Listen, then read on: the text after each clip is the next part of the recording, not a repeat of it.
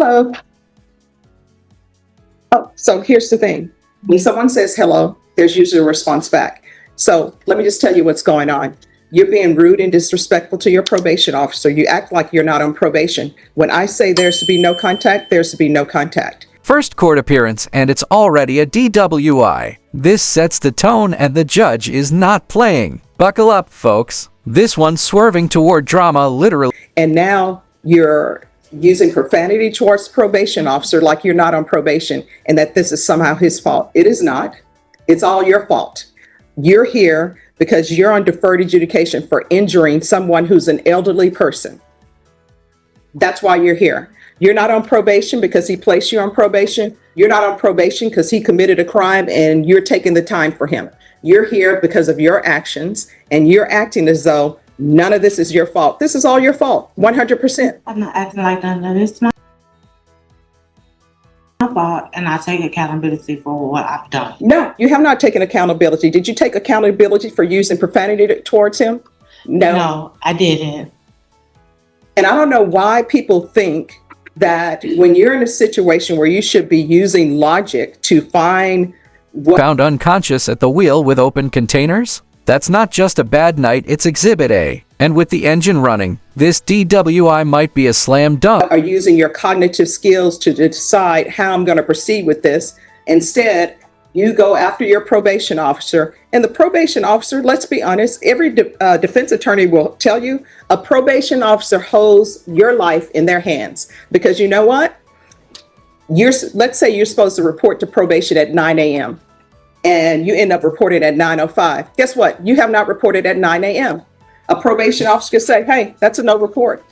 But sometimes they may take sympathy on you and say, I realize what's going on. They're here, but they don't have to do that. Yes. And you using profanity towards a probation officer is not helping your case at all. And I understand that. And the reason why I did, and I didn't, I just said the F word because he called me a liar. And when I didn't lie to him about any situation that was going on, I sent them all the information from my legal aid lawyer. Now that's a warning with teeth. An interlock device is serious, no breath, no ignition. The judge is laying the groundwork. One more slip, and it's straight to lock. I sent them everything. He even gave me his personal number for me to contact him. When I had to go to the emergency room and had to get the blood transfusion offered to take me there. He called. This is not your blood. This is not about your blood. I know it's not about my blood, but it's he basically, when I went to go see him, he was telling me that I lied to him, which I never lied to him about anything. No. This starts with you wanting to go to a location where I said you are not allowed to have contact. That's where all of this came up. Then everything snowballs into something else. Yes, ma'am. And I did exactly what you told me to. I didn't go to that location. I filed my police reports. I did everything that I could do without going to that location. So then that was it. I don't know. What do you expect him to do? Like, I like for people to just put their cards on their table. Sometimes people are like, judge, but I like everybody to have an understanding. So you go to him because you want to go to a location and retrieve items when I told you couldn't go to that location. So we're back to the point. What did you want him to do? I asked him, was there any assistance or any way that I could? He told me, I don't know. Mm-hmm. He told me he didn't know, he couldn't help me. So I didn't have no other choice but to call the police, make a police report. I had my daughter, she's 16 years old, to go there. When she went there, she took pictures of everything that was outside. All right, so again, what did you want him to do? He said, hey, I don't know. There's nothing I can do for you. When I contacted Miss Adams, she told me to ask my probationer if there's any assistance that he can help me or provide without going to that location. And he's saying no. And he said no. And I told him I don't have no other choice. My children is 16 and 18. They didn't have the money. They don't have money for you all. My daughter just quit her job because no one was able to take her to work. So I didn't have nobody else to help me get So again, I don't know how this translates into you using profanity against him. He's like, I can't help you. And honestly, it's not his job to help you get your things. Really, you know what a probation officer's job really is? And they'll correct me if I'm wrong. but their job is to make sure that you abide by your conditions. Everything else that they're doing is just extra, but that's not their job. It's not, for example, if you can't pay your utilities, it's not Driving with a loaded Glock at 19. That's not just poor judgment, that's felony territory. The courtroom just got real fast. their job to find places for you to pay utilities. They'll do it. They'll say, here's some places that you can call. But that's not his job. And if he tells you, I can't help you with getting your things, again, we're back to the point. He says, I can't help you. So what do you want him to do? He's like, I can't help you. And How does that translate into using profanity against him? And then telling him, sending him an email, telling him all this is his fault and it's on his shoulders. It's not. All of this happened because of you. Guess what? You can't go to that location because you injured an elderly person. That's why it's all your fault. And there are consequences for all our actions.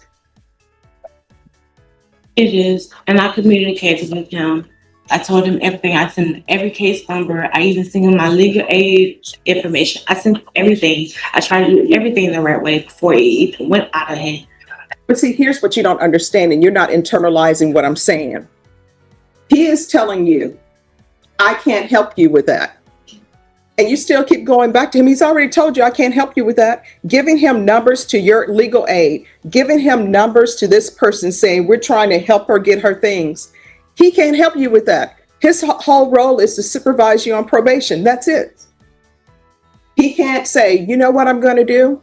I tell you what, let me go over there and get your things for you. He can't do that. That's not his job. Now, if he offers to do that, great, but he doesn't have to. He has told you more than once, I cannot help you with that.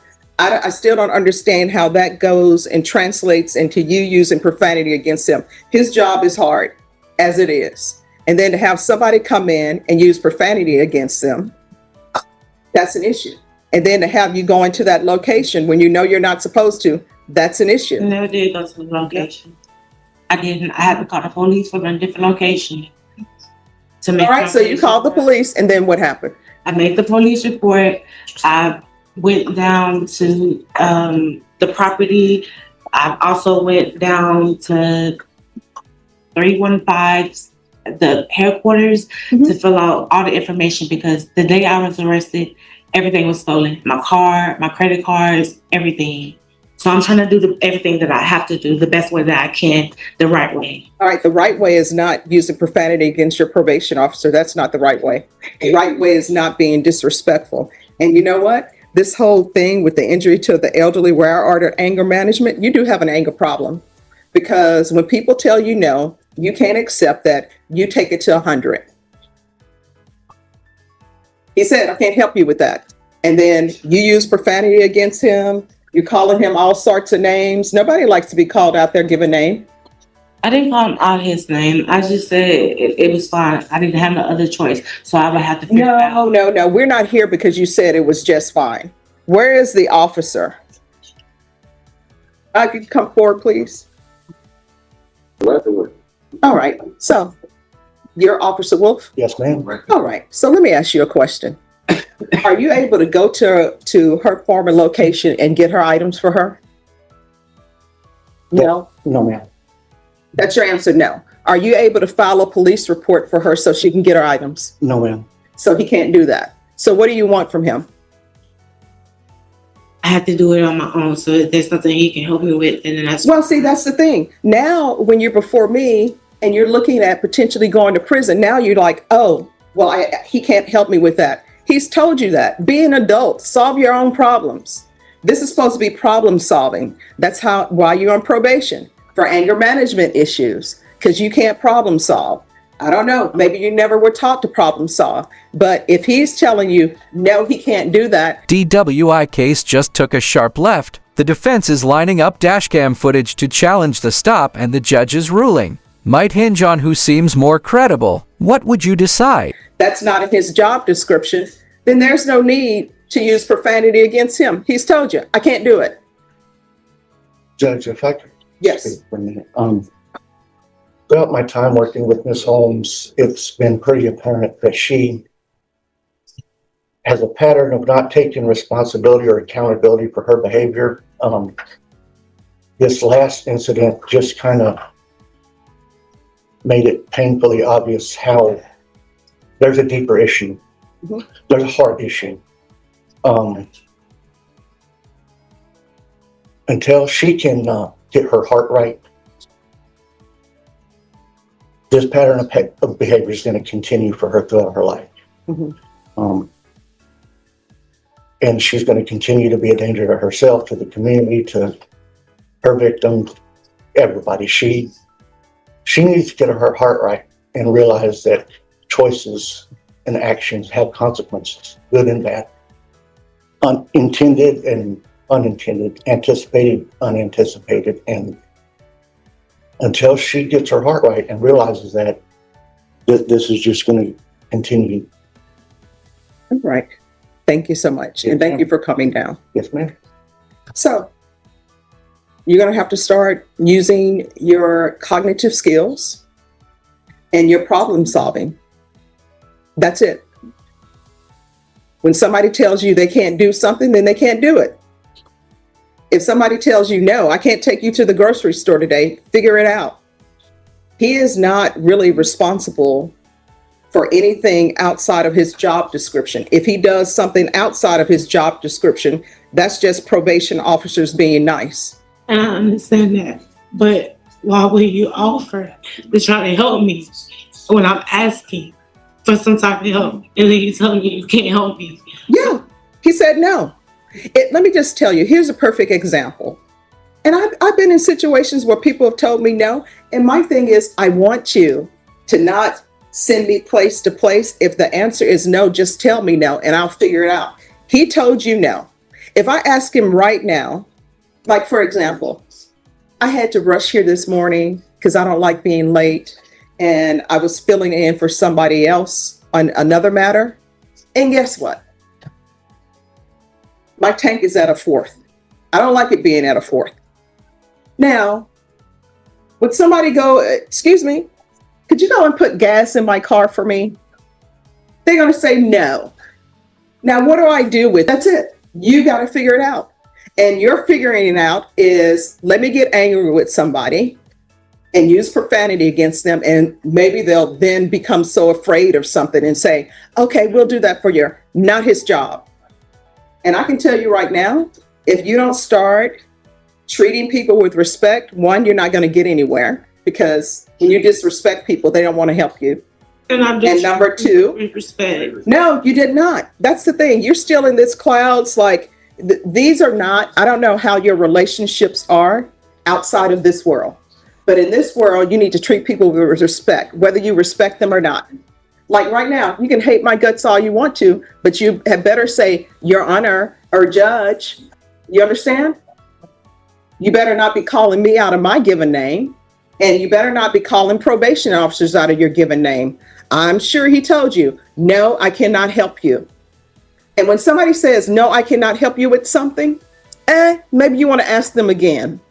You ask them again. If you ask the third time, you're begging. And he's already told you he can't help you with that. That is not his job. That is outside his job description. If he decides to help you outside of his job description, just him being nice. You need to figure it out. The same way people have children and you figured out how to have children, you need to figure out how to get the rest of your life together. You're on probation because of your Margaritas and no license? This isn't just about booze anymore. Immigration, driving without papers. Judge Fleischer is connecting dots with major consequences. actions. And honestly, the reports I received, I will tell you, when I received that report, I told them, file a motion to revoke. And then probation came to me and said, Judge, could we do a compliance hearing and have her come in? And I'm like, yeah, if you all want to do a compliance hearing, we will do a compliance hearing. So this is the last time I'm having this conversation with you, telling you, you need to be respectful to people and you need to learn how to problem solve. How old are you? 33. You're 33-year-old. You figured out how to get all of those piercings, right? You figured out how to get the nails. You figured all of that out on your own. You need to figure this out on your own. Is there anything else you need from me? No. All right, does she need to, when is her next report date? That's